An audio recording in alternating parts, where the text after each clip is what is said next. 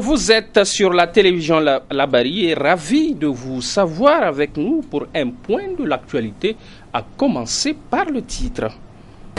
Un seul titre au menu de ce soir, la visite au Niger ce jour du président tunisien Dr Mohamed Monsef Marzouki.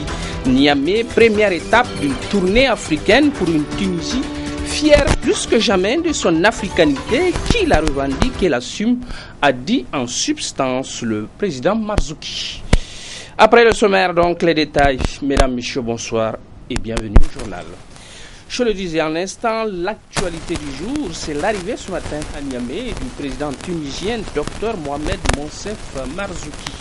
Première visite d'un chef d'État tunisien au Niger depuis la visite du défunt président Bourguiba dans les années 70. Au programme, un forum économique Niger-Tunisie, un tête-à-tête entre les deux chefs d'État, une série de conventions signées et une série de visites effectuées.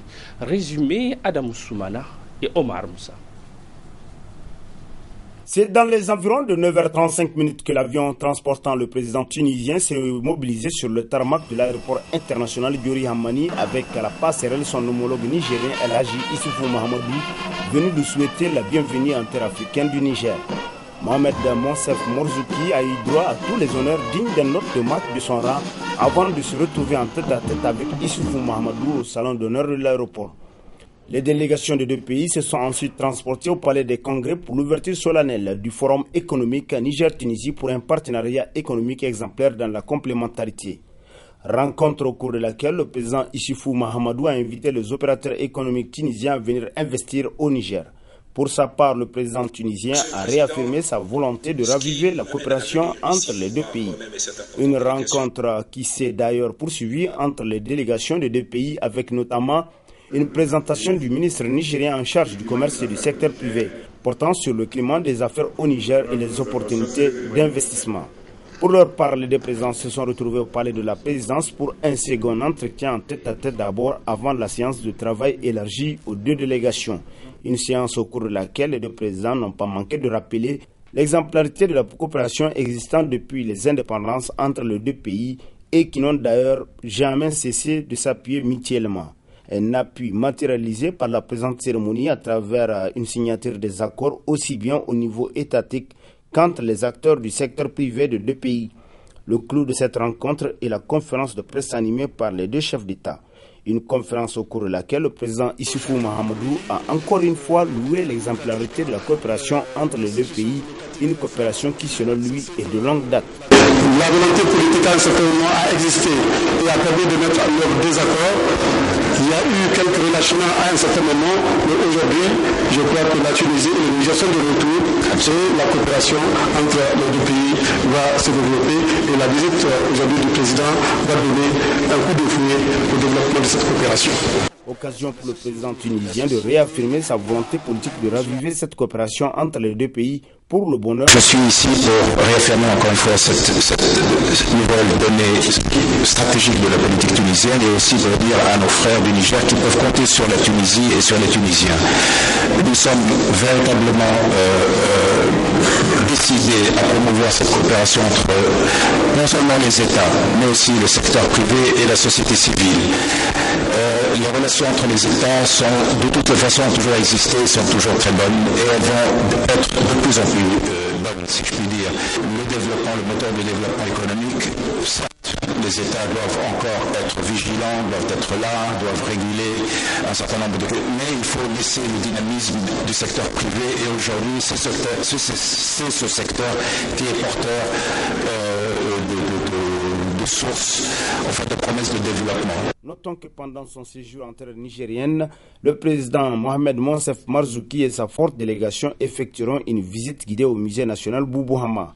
Il est également prévu une rencontre entre le chef de l'État tunisien et des intellectuels, chefs traditionnels, historiens et nigériens anciens étudiants en Tunisie. Un calendrier trop chargé donc avant de poursuivre sa tournée africaine au Tchad.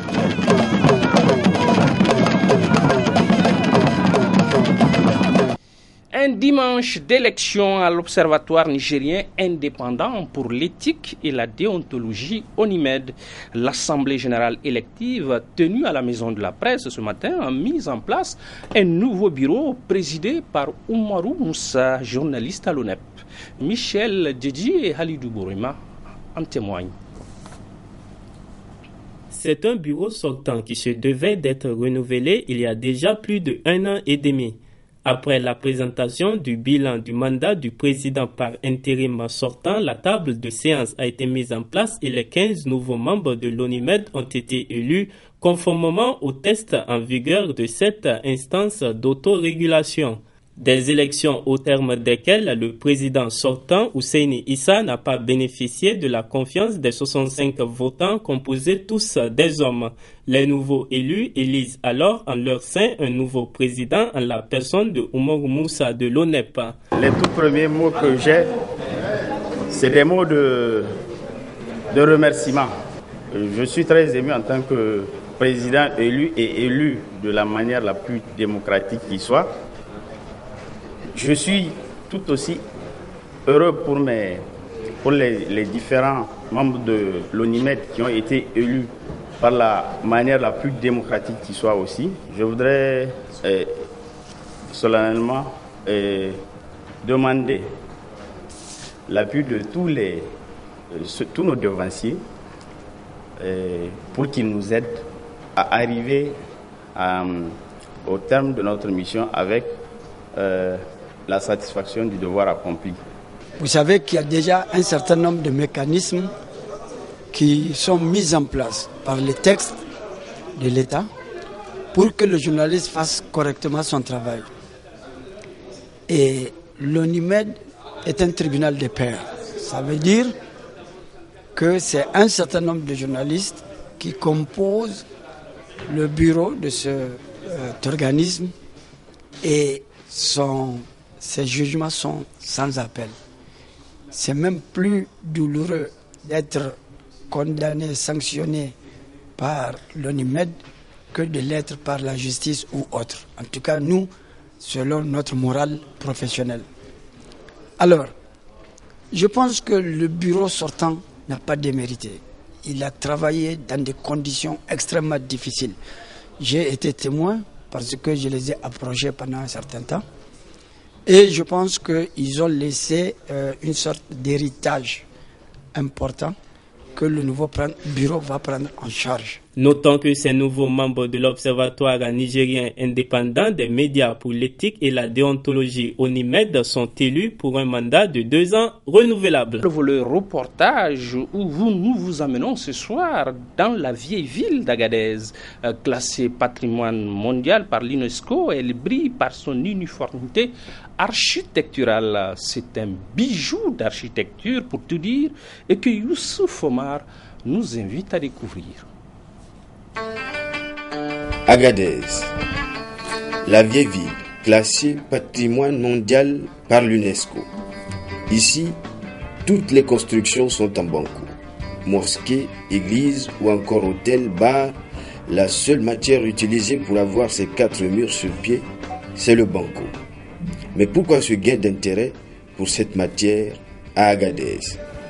Parce que Agadez, déjà, la plupart des maisons sont construites en banco. On a maximum 200 mm d'eau par an. Donc, pour le banco, c'est pas trop gênant. Ensuite, ça s'intègre donc dans la ville où les gens font en banco parce que c'est économiquement pas très cher. Esthétiquement, c'est beau. En tout cas, moi, ça me plaît.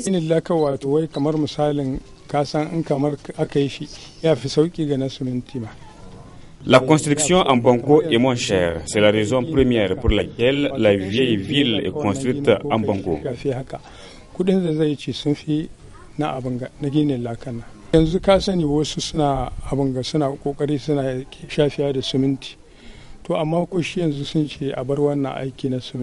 Ici, on nous a empêchés, bien que propriétaires, de changer la nature de la ville. Mais quand même, on est fatigué à chaque fois de reprendre nos maisons.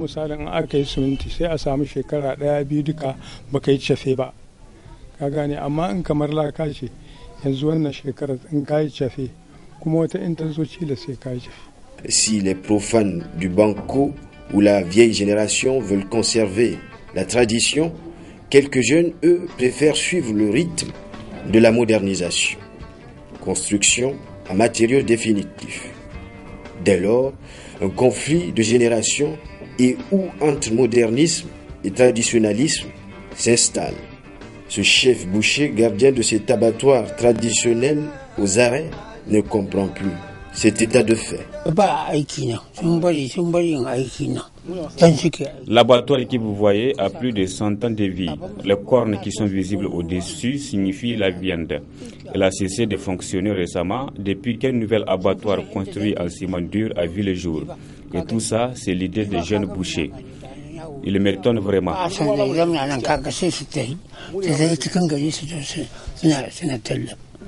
Cet ancien abattoir, c'est le seul endroit où ils peuvent faire un bon marché.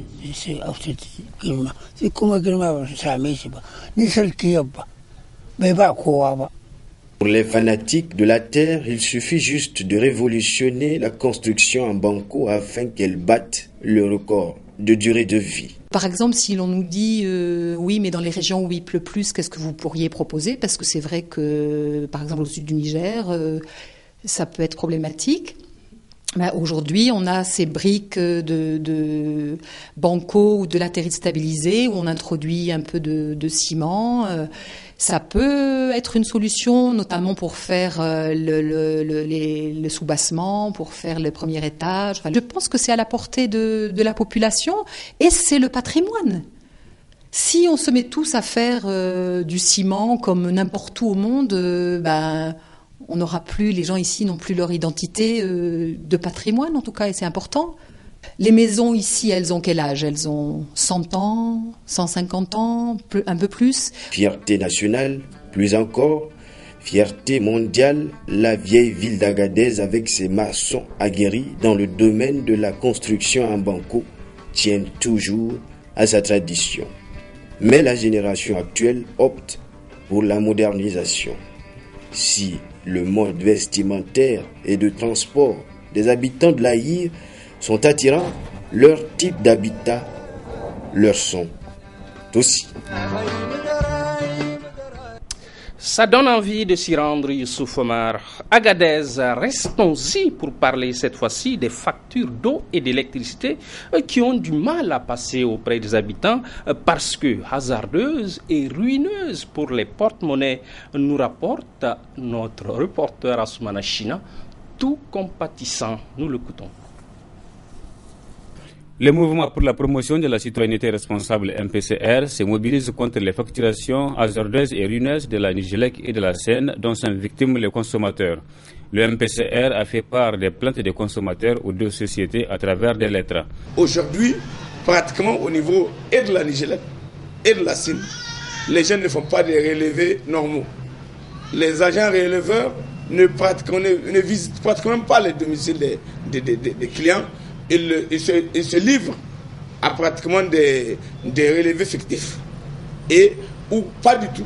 Et on attend 2 mois, 1 mois et demi, 2 mois, 3 mois parfois pour venir faire le relevé, par exemple en ce qui concerne la question de l'eau au niveau de la Seine. Donc on vous fait un relevé sur une période de 50 jours. Donc lorsqu'on fait un relevé sur une période de 50 jours, forcément vous allez vous retrouver avec un niveau de consommation qui dépasse le seuil de la consommation normale. Vous savez qu'en ce qui concerne la consommation de l'eau, il y a des tranches sociales, et la première tranche, la deuxième tranche et la troisième tranche. Et les tarifs de ces différentes tranches ne sont pas les mêmes. Donc lorsqu'on refuse de vous faire le relevé dans la période normale, vous allez vous retrouver forcément en train de glisser dans les autres tranches, alors que le prix de ces tranches est très élevé. À la date d'aujourd'hui, le MPCR n'a reçu aucune réaction concrète de la part de ces sociétés. À la date d'aujourd'hui, nous n'avons pas encore enregistré de réaction venant de la Nigélec et relativement à la suite à donner.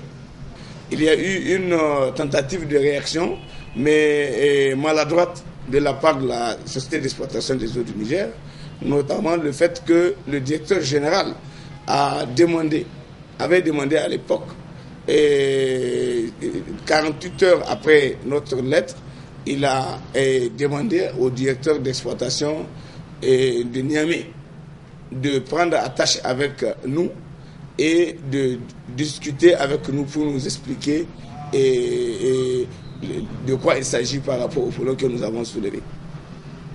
Alors, lorsqu'il nous a contactés, nous lui avons signifié que le problème que nous avons soulevé n'est pas un problème de l'exploitation de Niamey seulement. Donc, par conséquent, c'est pour cela que nous avons écrit à la direction générale, étant entendu que c'est un problème national. C'est un problème qui se pose un peu partout sur l'ensemble du territoire, relativement à la même pratique que les gens comment dit-on, les gens de la Sine observent.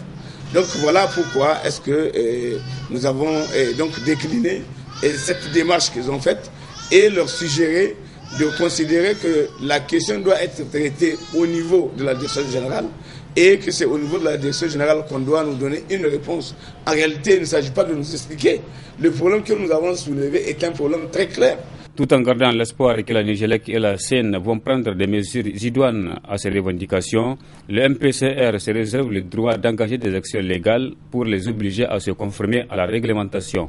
Nous n'allons pas dévoiler tout notre secret et avant le délai, mais nous sommes convaincus qu'en ce qui nous concerne, ils ont l'obligation de prendre en charge et de prendre au sérieux ce que nous sommes en train de dire. Parce qu'on ne peut pas, trop c'est trop. Non seulement vous avez des coupures intempestives au niveau de la Nigélec qui nous ont causé beaucoup de dégâts, qui nous ont causé beaucoup de torts, qui nous ont causé beaucoup de dommages.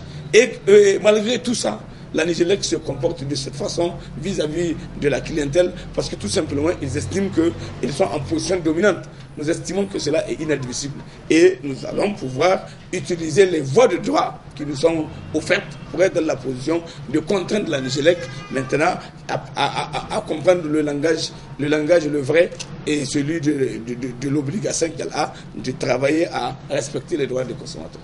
La balle est donc désormais dans le camp de la Nigélec et de la Seine qui doivent œuvrer pour retrouver leur crédibilité vis-à-vis des consommateurs, victimes à tort ou à raison de certaines insuffisances de la Nigélec et de la Seine.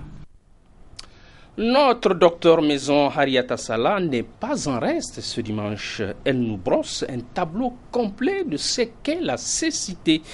Personnellement, j'en apprends que ce n'est pas une maladie mais une pathologie.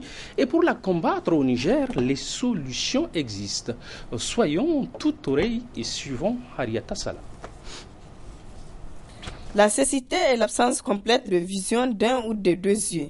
Elle n'est pas une maladie, mais un état pathologique causé par de nombreuses maladies oculaires comme la cataracte, le glaucome, le trachome et autres traumatismes oculaires. On peut la prévenir en formant des médecins en quantité et en qualité et en dotant les services ophtalmologiques en infrastructure. Pour prévenir, il faut d'abord faire la formation, il faut former le personnel en quantité et en qualité.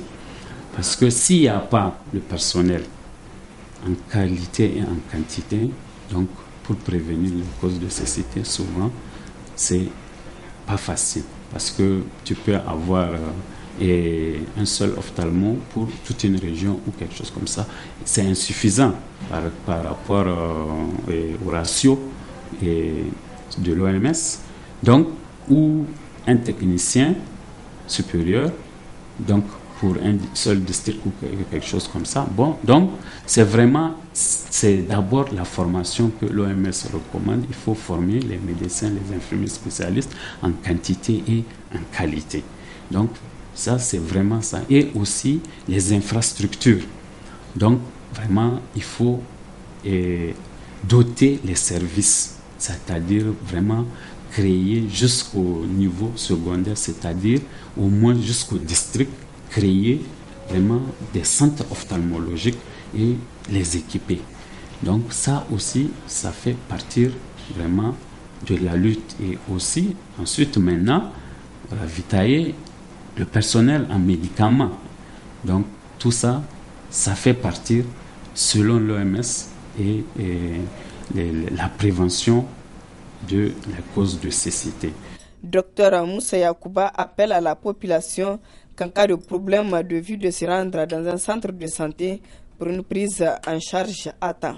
Quand tu as une affection que tu remarques, il ne faut pas traîner. Donc, la personne doit essayer effectivement de venir en poste. Il ne faut pas attendre seulement quand on dit qu'il y a une campagne seulement que tu vas venir. Or, souvent, la cécité, bon, comme on le dit, donc, ça peut être une cécité totale parce que quand ça devient total, donc, il est irréversible. On ne peut plus récupérer la vision.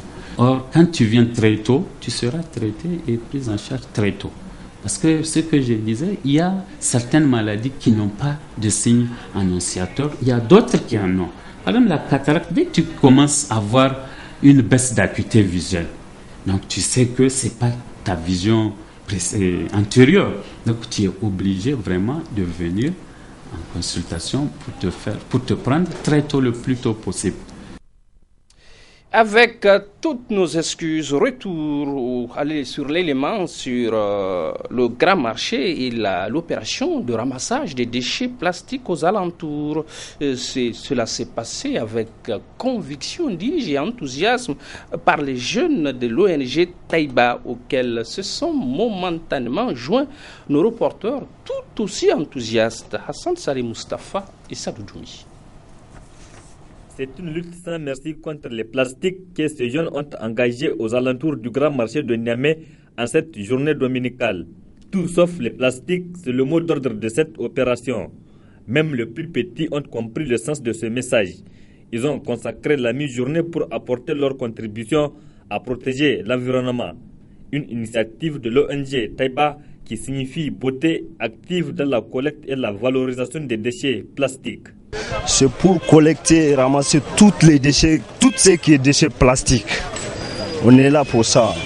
On va continuer ça. C'est pas quelque chose à arrêter aussi. C'est un programme qu'on a pris. C'est pour aider même le président de la République dans son programme Niamey Niala. On a vu tellement le déchet plastique, ça nuit trop le pays, tout, partout et tout, par tous les mots. C'est quelque chose qui a évanoui tout ça embête tellement. C'est quelque chose qui est partout et c'est quelque chose qui perturbe toute la nature nigérienne. On distribue des sacs à chacun des agents et puis on les collecte partout. Ce qu'on conseille tout le monde maintenant, après avoir utilisé les sachets, il ne faut pas la jeter, il faut la ramasser, la déposer dans un endroit. On a des agents qui se promènent partout, qui le collectent, qui les ramassent et qui l'emmènent sur nous. On est à l'attente de toutes les Nigériens de s'apprêter pour ça et puis de ne pas jeter n'importe comment les déchets plastiques. L'idée de l'ONG Taïba est bonne. L'opération de ramassage des plastiques est à encourager. C'est pourquoi le directeur général des services techniques municipaux de la ville de Niamey a jugé utile de faire le déplacement pour apporter le soutien des autorités municipales de la ville de Niamey aux initiateurs. Nous avons tenu à venir ici témoigner, en tout cas de notre soutien ferme à l'ONG Taïba, qui est en train de s'attaquer à un des phénomènes environnementaux les plus cruciaux de ces derniers temps, à savoir le phénomène des déchets plastiques. Et vous savez que les déchets plastiques constituent un danger pour notre environnement, un danger pour notre élevage, un danger pour notre agriculture, un danger en tout cas au niveau à l'intérieur de la ville comme à l'extérieur de la ville. De ce point de vue, en tout cas, toute initiative tendant à lutter contre ce phénomène doit être encouragée par les autorités municipales, doit être encouragée par l'ensemble de ceux qui sont intéressés par les questions environnementales. La ville de Niamey, en tout cas, par notre présence déjà pour encourager ces jeunes qui s'attaquent à ce phénomène, participe en tout cas à la lutte contre ce phénomène-là. Nous avons également des installations au niveau du garage municipal que nous avons appelé le Labodec. Et nous allons voir dans quelle mesure nous allons faire un partenariat avec ces ONG qui luttent contre les déchets plastiques. Que ces installations-là soient utilisées de façon très efficace. L'opération de collecte et de valorisation des déchets plastiques entreprise par l'ONG Taïba vise à protéger l'environnement des conséquences néfastes de ces plastiques. Fin de ce journal, merci de nous y avoir accompagnés et excellent début de semaine à toutes et à tous. Au revoir.